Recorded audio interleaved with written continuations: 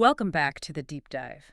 We are diving deep today into a particularly rich stack of sources, a collection of really powerful teachings on meditation and liberation from a prominent Buddhist teacher. Right. And this isn't just theory. This is a radical, practical blueprint for restructuring your mind, moving toward profound stillness, and, well, ultimately, the cessation of suffering. That's exactly our mission today. We're taking concepts that can often sound, a bit abstract, like non-self, non-craving, and liberation, or nibbana. Yeah, very abstract. And we're going to try and synthesize them into a direct, actionable pathway. We want to show how these ideas are fundamentally interconnected. How so? Well, how mastering one concept, like, say, patience, immediately unlocks the next door toward understanding the core obstacle, which is the identity of what we're going to call the doer. Okay, let's unpack this then. This deep dive it feels like it's challenging our most ingrained habits. We're going to look at patience, which is known in Pali as khanti. Khanti, yeah. And not as a virtue we sort of vaguely aspire to, but as an active, powerful tool for investigation. Then we'll zero in on the single biggest impediment to peace, that relentless inner voice, the doer, and explore how abandoning that control mechanism leads directly to a deeper, more sustainable kind of happiness. And critically, we finish by confronting the difficult, I think, very counterintuitive truth of non-self, or anatta. We're looking for a complete end to this endless process of doing and becoming. So this is the manual. This material provides the specific wisdom you need to empty the mind of its burdens, allowing true fulfillment to just arise effortlessly. I want to start where the path begins for a lot of people, which is with patience. Right. Most of us, when we hear that word, we think of grim endurance like, having to sit through a terrible staff meeting or waiting for a package that's late. We're just hoping the unpleasant thing goes away. Just waiting for it to be over. Exactly. So how does the source material elevate patience, Khanti, beyond just mere tolerance? It's a complete redefinition, really. Khanti is not passive. It's a powerful, active tool for learning and investigation. An active tool? Yeah. When you apply patience in a difficult moment, say physical pain or just intense boredom, you're doing something much more sophisticated than just hoping. You're creating a stable, controlled environment where you can actually study the condition itself. So patience buys you time to gather data on the defilement, so to speak. Precisely. If we allow ourselves to react immediately, by complaining, moving, trying to suppress the feeling, we destroy the evidence before we can analyze it. The sources emphasize that the moment you introduce patience, you introduce this radical insight of impermanence, or anicca. That makes a lot of sense. The knowledge that all conditions are inherently temporary must be the intellectual foundation of Khanti. It has to be. If I truly know the pain will end, patience becomes rational, not just, virtuous. That faith, or even better, that direct knowledge from experience, it changes the whole equation. Our source material cites the experience of monks who stood their ground during extremely difficult times. Like what?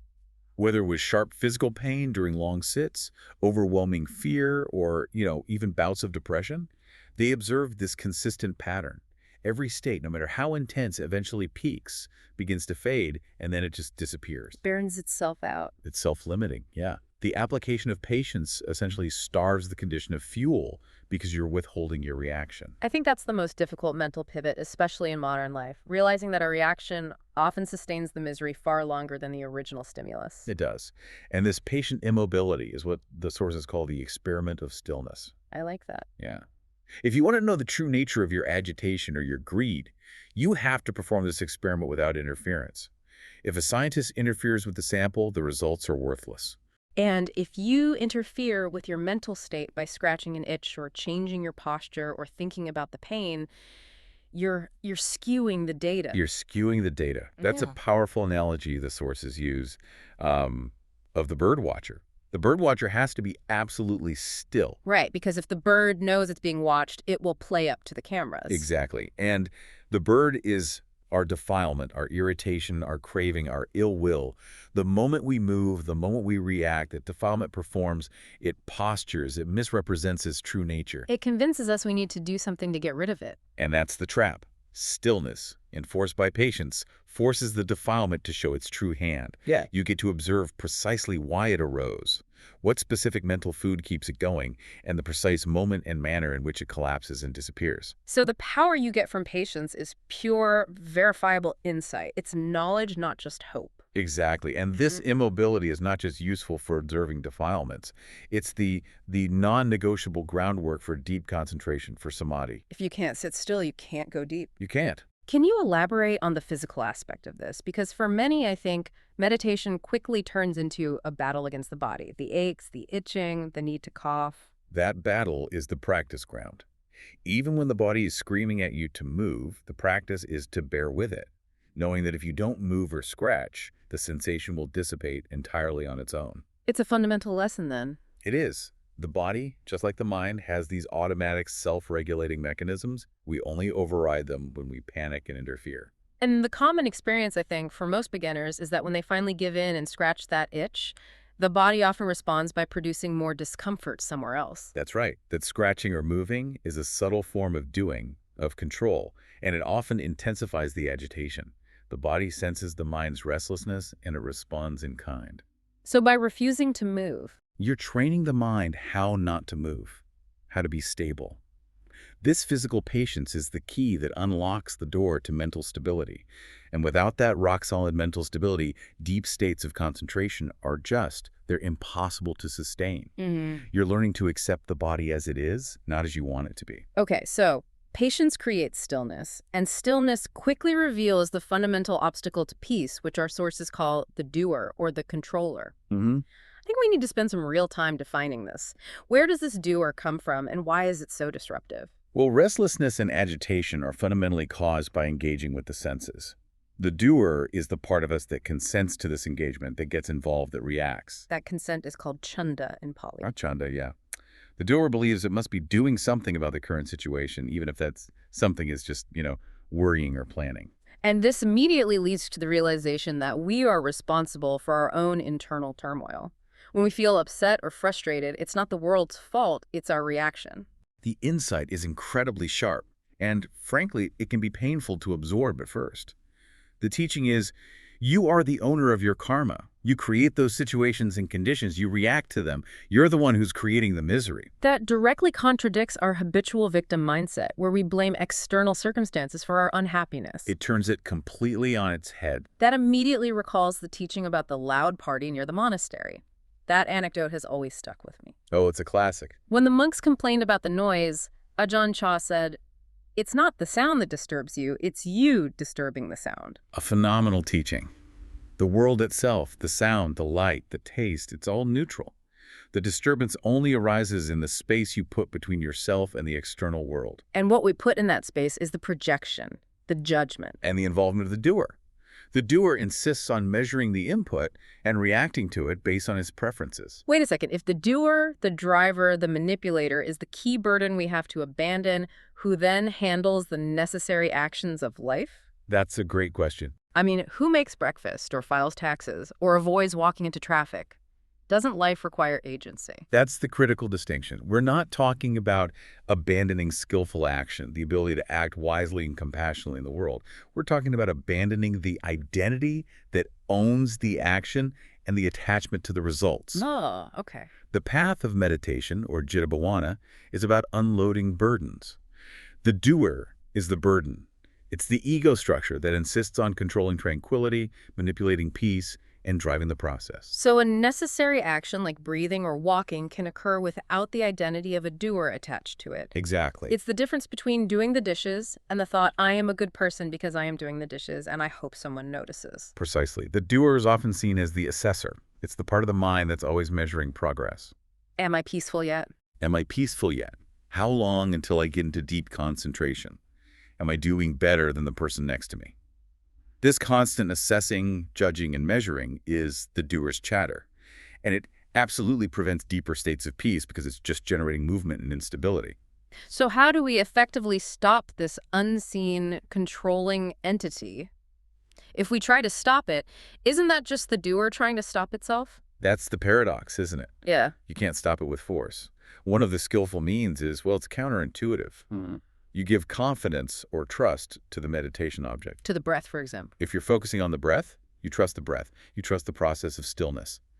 That trust is the key. It gives the doer permission to step back, to cease trying to manipulate the outcome. So you stop assessing and measuring. You trust the process will unfold at its own rate. Any attempt to force the state or speed it up is the doer reasserting control. This shifts our focus from the content of the mind, the sound, the thought, to the relationship between ourselves and the content. That is the crucial insight for mindfulness. Where do the 5 hindrances, greed, ill will, restlessness, where do they actually live? They don't reside in the object itself. Right. The powerful teaching here is that desire and aversion live in the space between the observer and the observed. That intervening space is the breeding ground where delusion injects its problems. This is an abstract but a really profound point. Can you give us a concrete example of observing that space? How do I put mindfulness on that gap? Okay, let's use the example of a harsh, irritating sound. Maybe a sudden car alarm. We've all been there. Right, the sound hits your ear. That is the first start. The doer then rushes into the space immediately after the sound hits and before you react.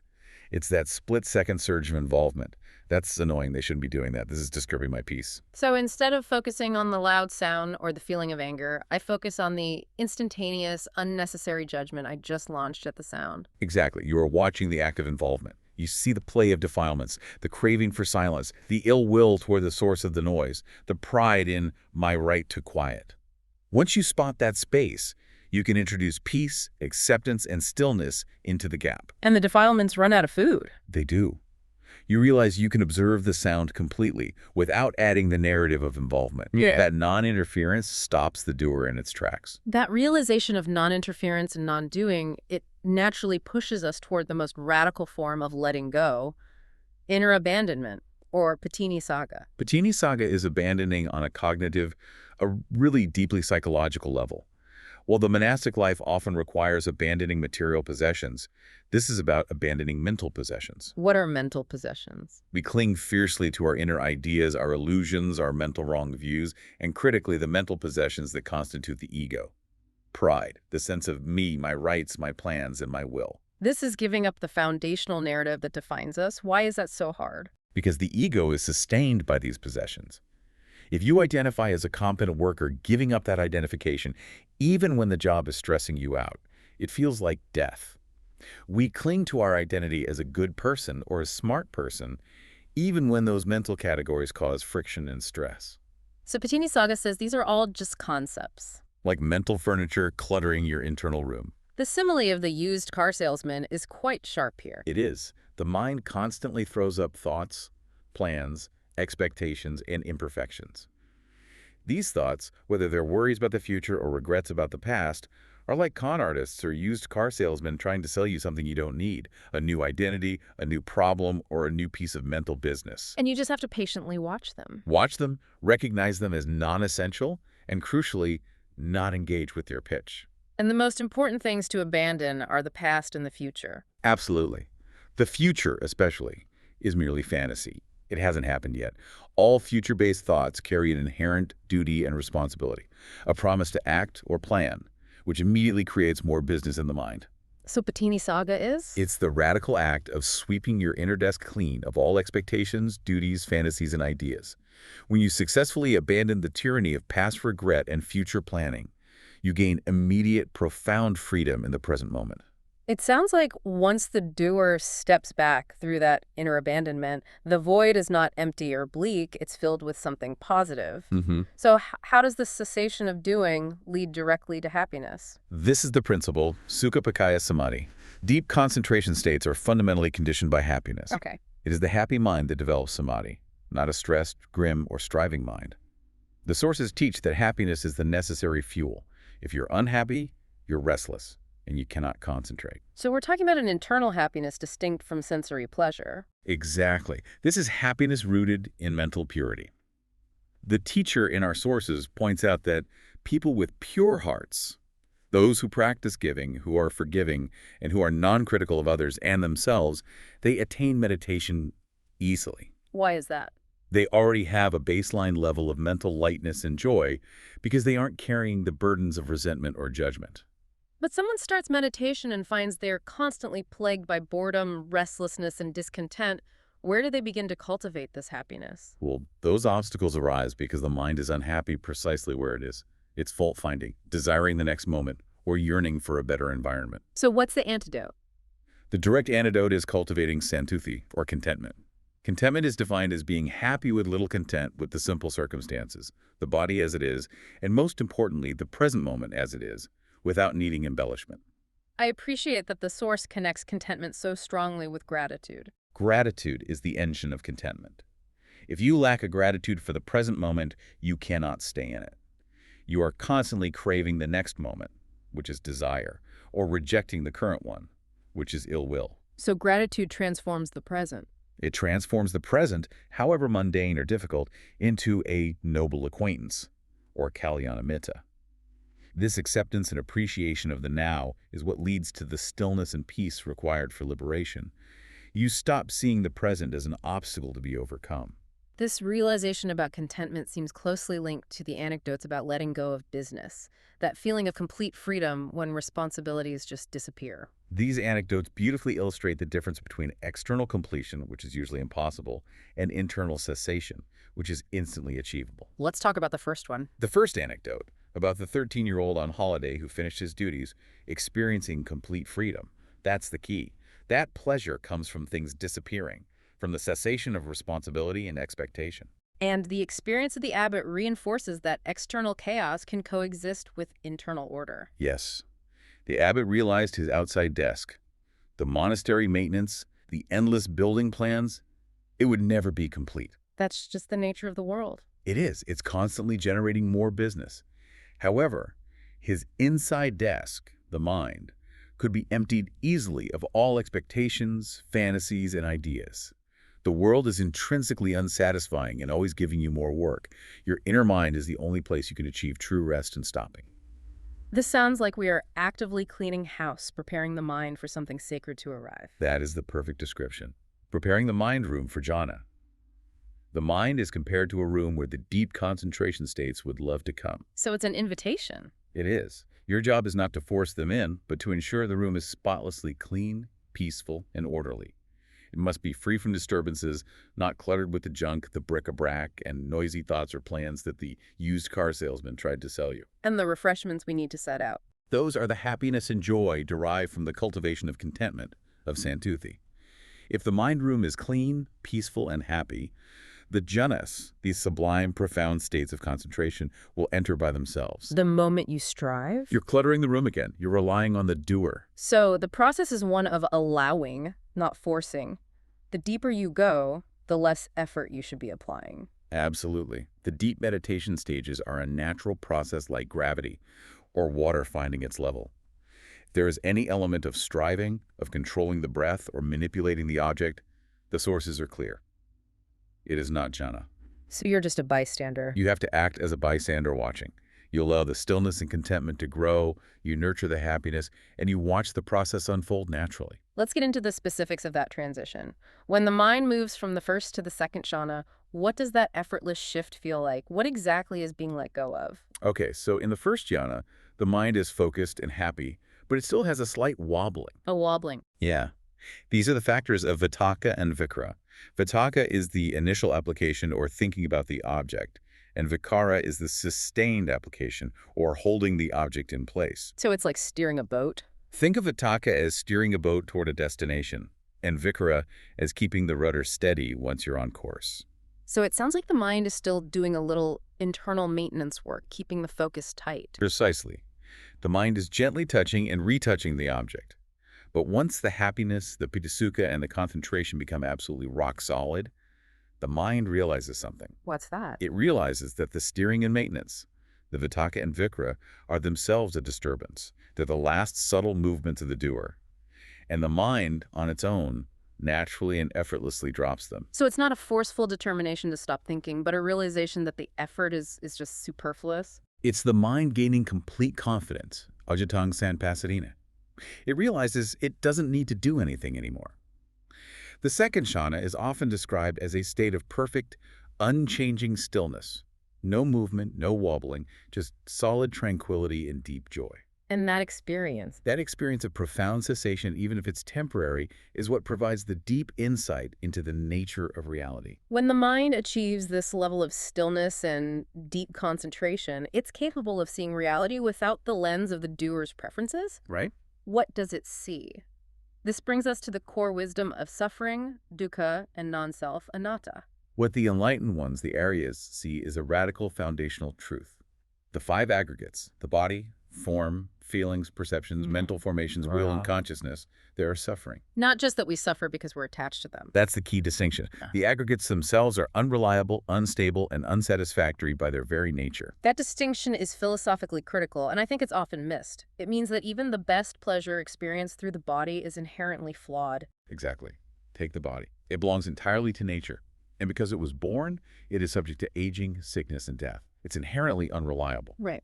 Our relentless modern attempts to stop the aging process, to alleviate every sickness immediately, or to deny the inevitability of death creates enormous suffering. And that suffering comes from the doer. It comes not from the body, but from the will of the doer trying to control something that is intrinsically uncontrollable. So the path requires a conscious willingness to die to the body, to give up that intense concern. Yes.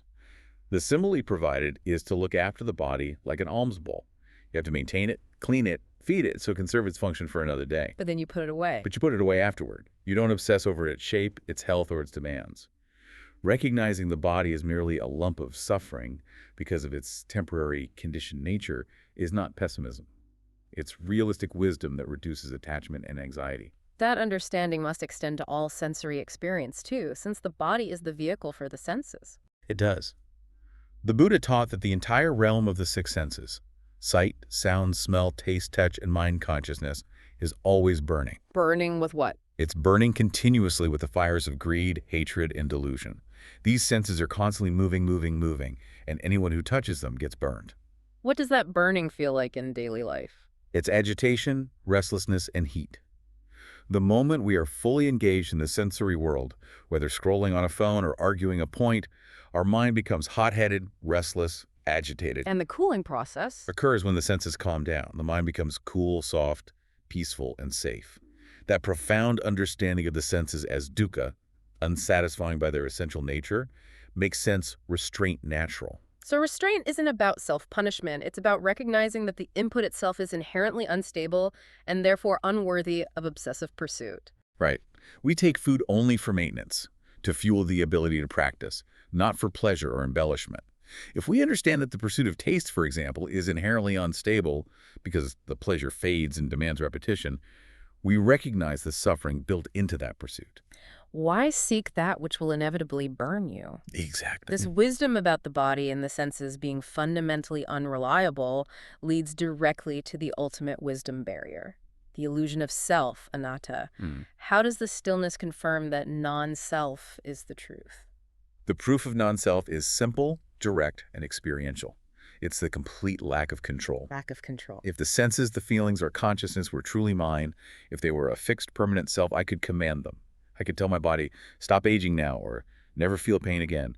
I could command my mind, stop thinking that irritating thought, or make this pleasure last forever. But since we cannot command them, they cannot belong to us. They are not me, not mine, not a self. They are merely empty, conditioned processes. Sense consciousnesses arise from a cause, the meeting of the object and the sense organ, and they pass away from a cause. They're impersonal. They're impersonal phenomena. They're just the universe doing its thing.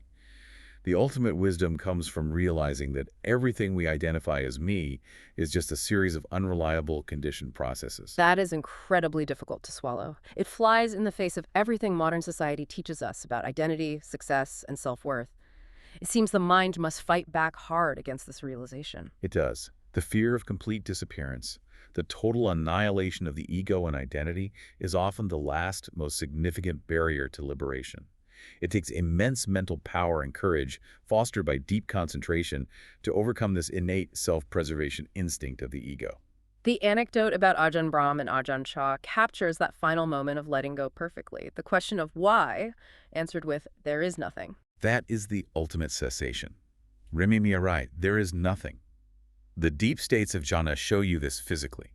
When the body, the five senses, and even consciousness itself can disappear for long periods, you gain direct evidence that you are not necessary for existence to continue. It's an experiential proof. The more you let go, the more the clinging disappears, until in the deepest states, everything vanishes and yet peace remains. And circling back to the sensory world, If existence is burning and pleasure itself is unreliable, then worldly pleasure must also be a form of suffering. Absolutely. All worldly pleasure is dukkha because it is unstable, insubstantial, and completely dependent on contrast. Contrast. You enjoy satisfying your hunger only because you were hungry beforehand, and you know you will be hungry again shortly. The satisfaction is temporary, and the process of seeking it is endless. There's no rest in the sensory world because stability is impossible. And this leads to that provocative statement: the worst curse is getting everything you want immediately. Because the goal isn't the fulfillment. The goal becomes the addiction to the wanting and the doing. That addiction is the source of our mental pain, what the Buddha called the second dart of suffering. Can you elaborate on the two darts? We face physical suffering, sickness, pain. That's the first dart. What is the second dart which we can actually avoid? The first dart is unavoidable physical or sensory pain. Stubbing your toe, getting sick, hearing something upsetting. The second dart is the mental pain, the narrative we create around the first dart. The story we tell ourselves. It's the proliferation, the thinking, the catastrophizing, and the craving for the pain to stop that goes around the physical suffering. We cannot stop the first dart. The body and the world are unreliable. But we can completely abandon the second dart, which is caused by the addiction to wanting and doing. So if you only experience the physical sensation without the accompanying mental commentary, the suffering is immensely reduced. The wisdom that the aggregates are unreliable, dukkha and not self, anatta, brings us to the ultimate goal of the path: cessation, nirodha. What does this ultimate cessation feel like, and how is it different from simply suppressing a problem? The goal is absolute cessation, which is called the highest happiness, nirodha sukha. It is not merely a partial stopping like holding a ping pong ball underwater only for it to rise again when you let go. No. It is a complete, absolute vanishing with nothing remaining whatsoever that could fuel another rise. When you see impermanence, Enika, to this degree, a fall that imparts no energy for another beginning, that is true cessation. And the deep experience of jhana provides the first concrete proof that this cessation is possible. Yes. For many experienced meditators, insight into cessation is a direct fruit of deep concentration. When the five senses completely vanish for a long period, it provides experiential proof that your ordinary waking consciousness and sensory input are not the only or necessary way to experience reality. It's a direct confirmation of the complete emptiness of self, anatta, and the possibility of nirodha. And this profound stopping is also linked to the knowledge of rebirth, the ending of samsara. The knowledge of one's past lives, or reincarnation, is considered one of the three great knowledges, tuwija, which results from deep meditation. It's the first crack of the egg, demonstrating that the mental process is not bound by this single body. And rebirth is created by the mind's intentions. Its craving and its will, known as sankhara or karma. This will is the house builder that constructs the next body, the next existence. And that house builder is maintained by fundamental ignorance. It's maintained by the vicious cycle of delusion, or vipallasa. This cycle is self-reinforcing. People maintain delusion because their deeply held views bend their perceptions, filtering out any information that challenges their beliefs. So the views inform the thoughts. And these distorted views then inform their thoughts, creating a persistent cycle of wrong perception and ignorance. If you're convinced you need a permanent, powerful self to function, you will perceive evidence for that self everywhere, perpetuating the delusion. So, if the will is the house builder that creates the next birth, then the method to stop rebirth must be stillness, the cessation of the will. Stillness is the ultimate exit strategy from samsara. The entire purpose of existence, the deepest driving force, is to seek rest, freedom, and stopping. And at the moment of death. If the mind is absolutely still at the moment of death, meaning there is zero intention, no movement, no will to be anything, there is nothing left to propel the mind process into another birth. The complete calming of the will, sabba sankhara samatha, is simply another way of describing nibbana. It's the ultimate letting go of all doing. The final beautiful metaphor used in the sources is following the fragrance of release. That fragrance is the taste of solitude, peacefulness, stopping, and non-proliferation. When the mind is angry, restless, or craving, the fragrance is absent. When one practices deep letting go of the world, that scent of peace becomes present. And the task is just to follow it. The task of the practitioner is simply to follow that fragrance wherever it leads, which is always deeper into stillness and cessation. The source material offers one final, striking anecdote about subjective perception that really summarizes why the sensory world can never offer reliable happiness. This is the story of the monk who lost his painting hand in an accident. He felt his life was pointless and was, considering suicide. Right. But he was saved when he saw a man without both arms dancing joyfully in the street. The sight provided him with the necessary contrast to appreciate what he still had. So he thanked him. He later thanked the armless man for saving his life, only for the armless man to clarify that he wasn't dancing for joy at all. He was only scratching a persistent itch on his bum because he couldn't reach it. Oh, wow. That is a brilliant reversal. It's a profound reminder that happiness and suffering in the sensory world are often entirely subjective, temporary, and based on misperception or fleeting contrast. The monk perceived joy, the man was experiencing mild agony. Exactly. If happiness relies on seeing someone worse off, it is inherently unstable. True peace must be self-contained and derived from cessation, not from comparison. That brings us full circle through a complex and really challenging path. It does. We've established a complete sequence here, linking these 5 core principles. Patience enables stillness and immobility, which allows the doer to dissolve. Right. The dissolution of the doer creates internal happiness contentment, which fuels deep concentration, or jhana. And those deep states. Those deep states confirm the radical reality that the world is dukkha, suffering, and anatta, non-self, opening the door to the ultimate goal. Cessation, nirodha. The overarching lesson is that our intentions and our will are the ceaseless engines creating the world we inhabit, and the problem of suffering can't be fixed through more wanting or more doing. Yeah. It must be solved through stopping, through stillness, and through inner abandonment. The wisdom of anatta teaches us that the will to create is merely an emanation of the delusion of self. Once that delusion is broken, the will, the house builder, has nothing left to do but calm itself. And that's the end of the problem. That is the end of the problem and the end of rebirth. So we leave you with this final provocative thought, inspired by the radical principle of inner abandonment, Patini Saga. If you applied the principle of abandoning mental possessions to the strongest, most cherished belief you hold about yourself, the core of your identity, your essential competence, or your fundamental rights, what kind of complete cessation and peace would you unlock right now? What part of you could you allow to vanish forever? Something to sit with, practice with, and perhaps let go of until our next deep dive. We'll see you soon.